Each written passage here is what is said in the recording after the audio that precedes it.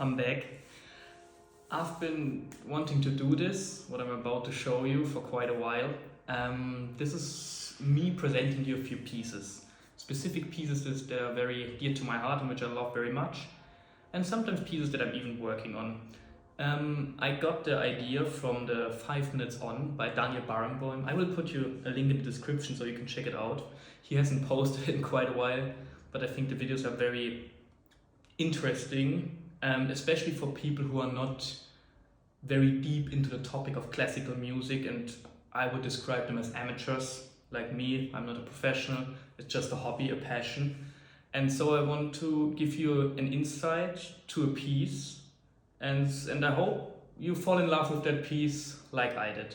And this is what I'm gonna try to do with this video. And yes, so see you in a second.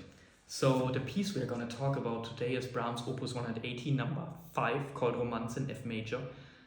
The Opus number 118 belongs to Brahms' late piano pieces. He wrote 6 of them. All of them are very beautiful. And it was written in 1893 and published at that time and dedicated to Clara Schumann. So how is the video going to look like? So the first part is going to, in this case, it's not going to be the same in every video, right? Sorry, I've been practicing the piece. So you will see me practicing this piece. I've only been practicing this piece for a few days, so you will see that it will only take a little bit more than a minute, and then we will talk about specific parts in the piece. I prepared 6 excerpts which I want to show you a little bit closer. We will talk about it. I will show you what I love about it and which I think, and a few things that I found to be very interesting, and then we will go through the piece together, and then I hope at the end of the video you're gonna love that piece as I do. And you're gonna check out the link in the description where I put Murray Pariah playing it, who is very great at playing Brahms. And then you can check out a real professional playing that piece.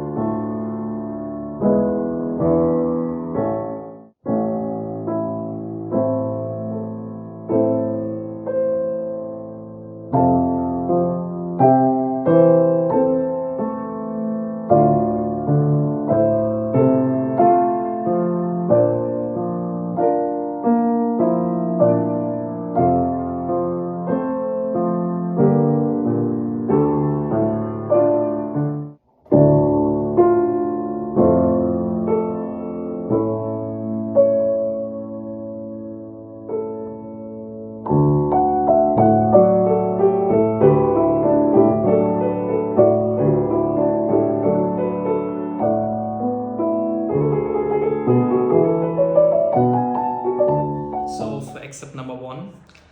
There's not so much to talk about, to be honest. It introduces our main theme. It's very beautiful. Once I heard it for the first time, I was immediately like, wow, I really enjoy that. Let me check it out. And the melody is very nice. And just listen for it yourself. There's not so much to talk about, just enjoy.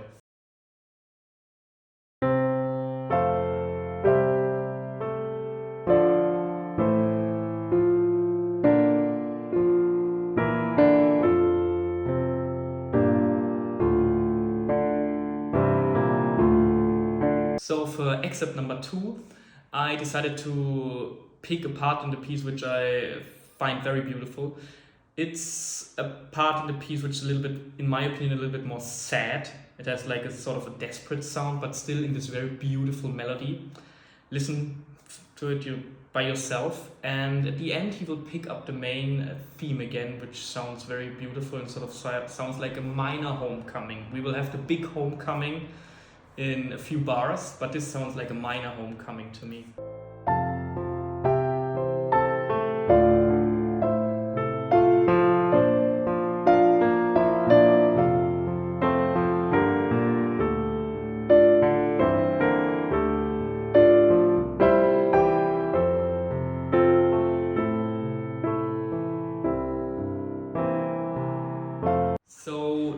4, excerpt number 3.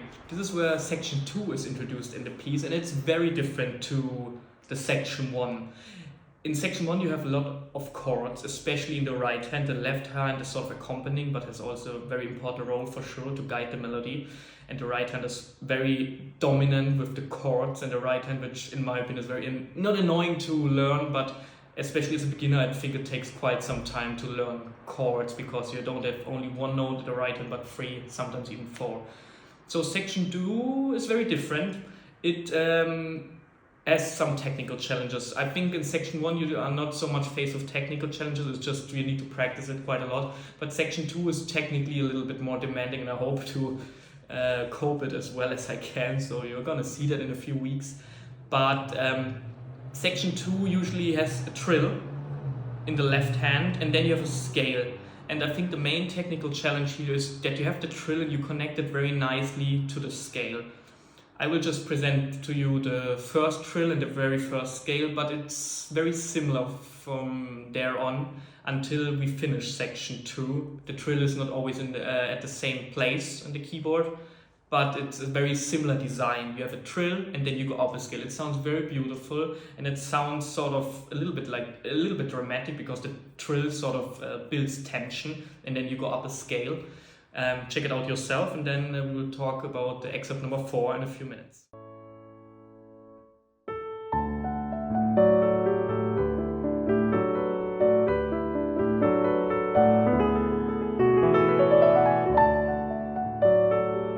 So now about excerpt number 4. Here we are finishing our section 2, and we are finishing it with quite deep trills in the left hand.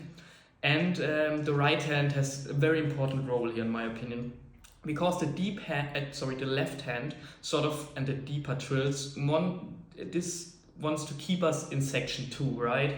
You're trilling, which sounds very familiar, and we have been connecting the trill to our section 2. But the right hand really desperately wants to come back to section number 1, because you can hear it again with chords in the right hand, which is so typical for section number 1. And we're doing that a few times. We're trilling in the left hand, very deep sound, and then we are having the chords in the right hand, which are very similar to section number 1, to our main theme. And the right hand is really desperately trying to bring us back into our section 1, sort of to our main theme. And after quite a while, the right hand wins, and we are back at our main theme, which sounds like a win and very beautiful. So check it out.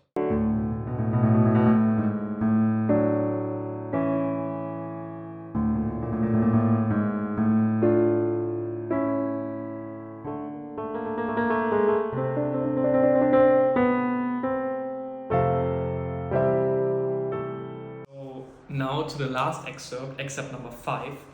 This is the very end of the piece, right? And it brings back our main theme again. We already went back to our main theme after our trills, as you could see in excerpt number 4.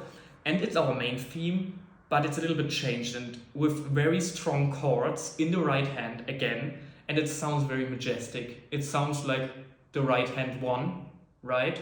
And for me it sounds really, this is now for me the homecoming moment, right? We had a few minor homecoming moments, but this is our main homecoming moment. We are home, we are at our main theme again, but not only at our main theme, we are even better.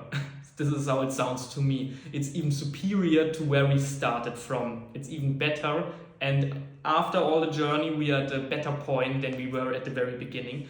And I don't know what it is about Brahms, but it's the same in Opus 118 number 2, where you have moments in that piece, and I played that piece myself for quite a while, and I'm trying to learn it by heart so I can play it from memory. But with Brahms, what is very typical to him in my opinion, that you have dramatic parts, very sad part, desperate parts, but at the end, everything turns out well. This is how this sounds to me. At the end, we still win, and I think this is how life should be, I guess, right? So you're struggling, but at the end of the day, everything will turn out fine. So I hope this is how it should be, hopefully, most of the time.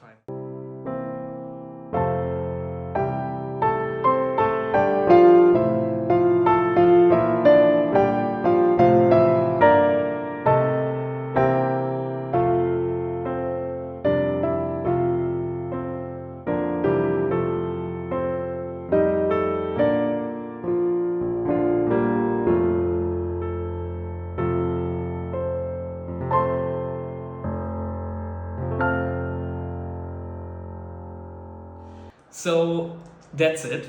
That was my introduction to Brahms' Opus 180 No. 5 Romanze, a piece which I found quite recently, but which I fell in love quite instantly.